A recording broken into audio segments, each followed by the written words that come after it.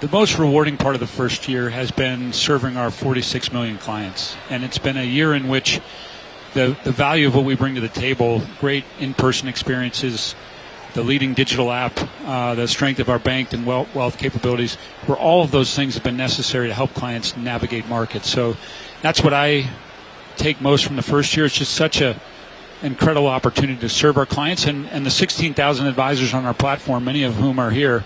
It's a real honor to be their partner in business. Well, the market environment right now, we want to dive right in there because really this week we've heard from different Wall Street executives that an overdue collection have weighed on the market this week. So reduced expectations for Fed rate cuts, a prolonged government shutdown. Michael Burry added to the negative tone with his disclosure of bearish wagers on Palantir and NVIDIA. Dip buyers, though, coming back into the trade today. Retail investors have been buying dips. How do you see today's environment from sort of a risk-reward perspective? Well, we try to focus our clients on the long term. I think that owning securities and assets over long periods of time will generally go up. It's really hard to get the timing of markets down because you have to make two correct calls.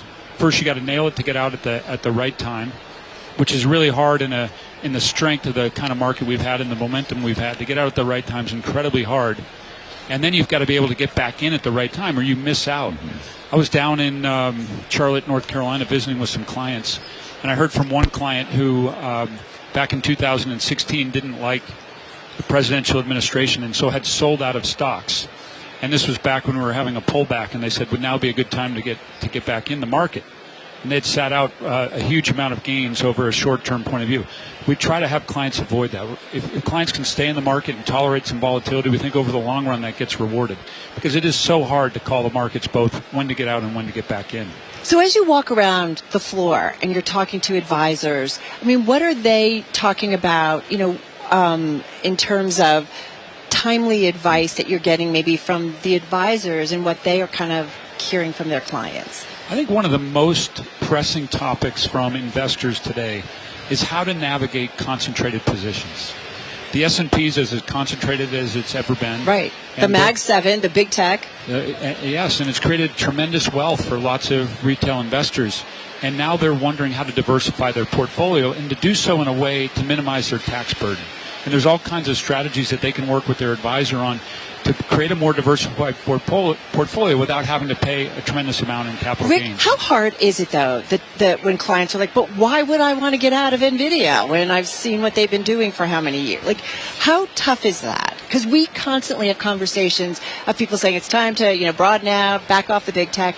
And then it's the big tech with so much momentum. Well, you're absolutely right. And it's a really hard conversation to have. And oftentimes we don't win it, but we want to make sure the client is cognizant of the risk and the choice that they're making. Yeah. And to be fair to those investors, they've been right by sticking with their concentrated position for the most part because the names that have driven the market higher have been the same ones here for a while. And so many people have stuck with it, and they are sitting on more gains than they might have anticipated.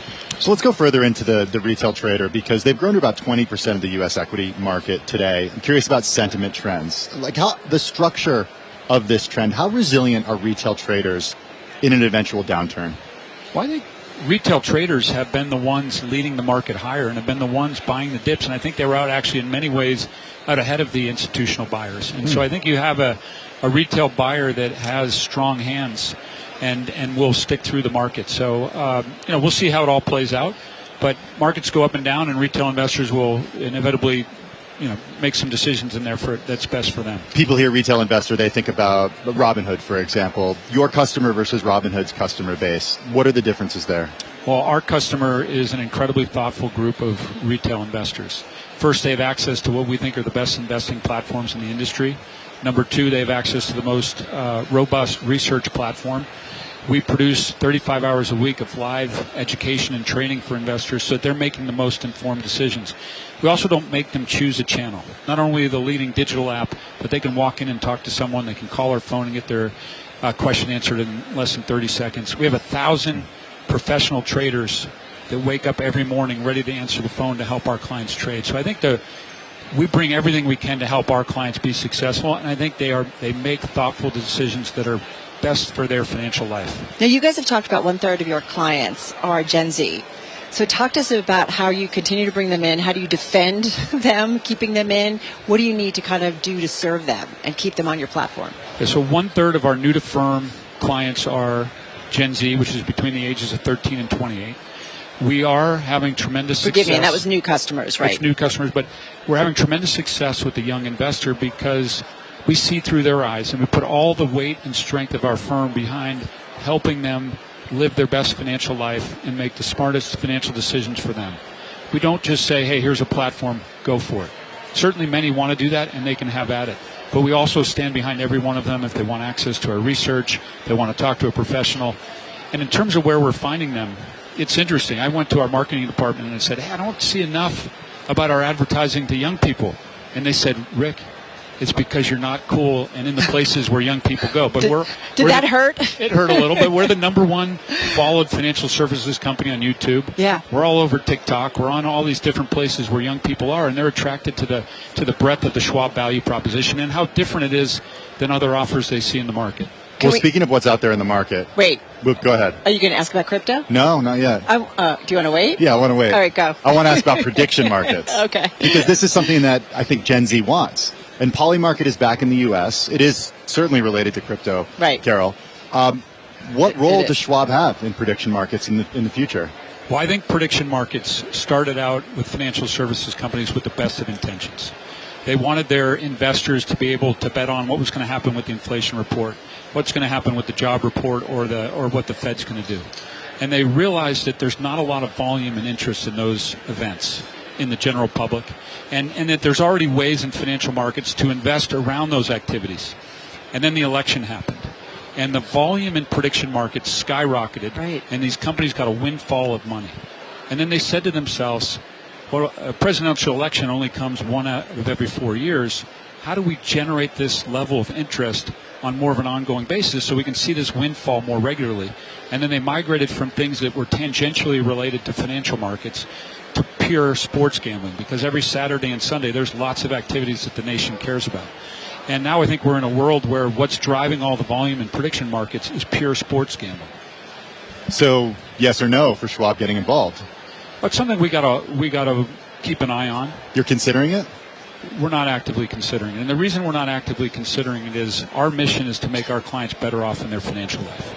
5% of people, and actually I read this on Bloomberg very early this morning, 5% of people that put money into a gambling app take out more than they put in the first place. So gambling has proven to be a net negative contribution to your wealth. Now, it's fine if you use it as entertainment and you're doing it in a thoughtful way, but our mission is to make clients better off in their financial life and enhance their wealth. Does that then say to you that it's not a good idea in terms of the prediction markets and kind of mixing them with traditional investing? From my viewpoint, we want to do everything we can to put our clients in the best chance to grow their wealth. Right. And I think it's fine for people to gamble. People are going to gamble. Hopefully they do it in a responsible way.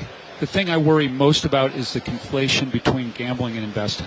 If you're a young investor, you've got $10,000 in your account, you can move it easily between investing in a stock that over the long run is likely to go up over the course of your life. Right. Or you can go bet on the Eagles game that weekend.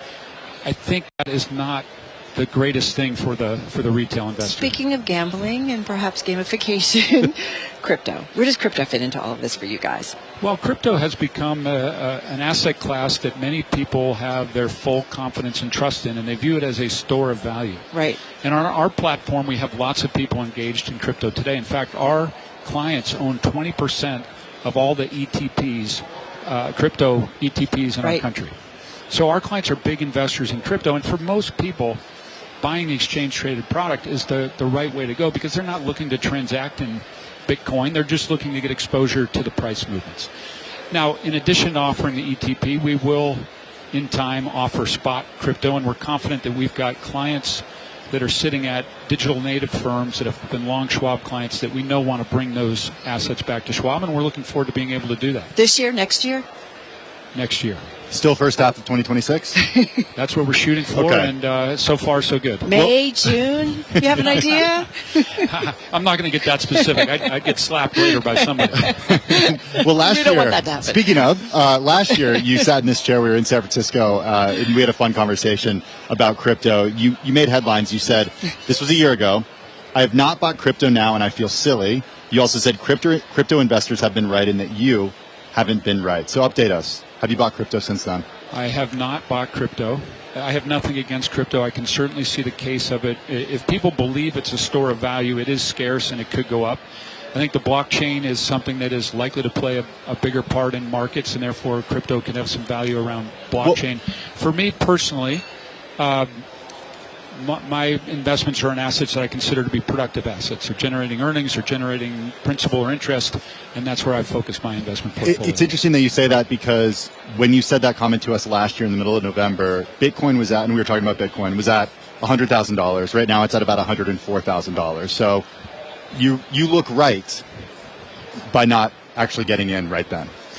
Possibly. And Bitcoin and crypto generally is going to go up. It's going to go down. Its volatility is something, its standard deviation is something like 50%. So we should expect wild swings. And for the right group of folks, they want to own it. They believe passionately in it.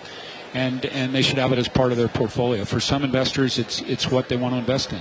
Private credit, private markets. How about that in terms of, you think, the role that will play in our retirement investors' accounts? portfolios? In our retirement accounts? How do you feel about that one?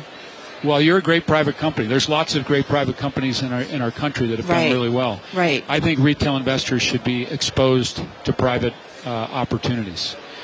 We would like to bring it to market in three ways. Number one, we provide access to retail clients to great alternatives managers in private equity, private credit, venture capital, a lot of the names that you're familiar with.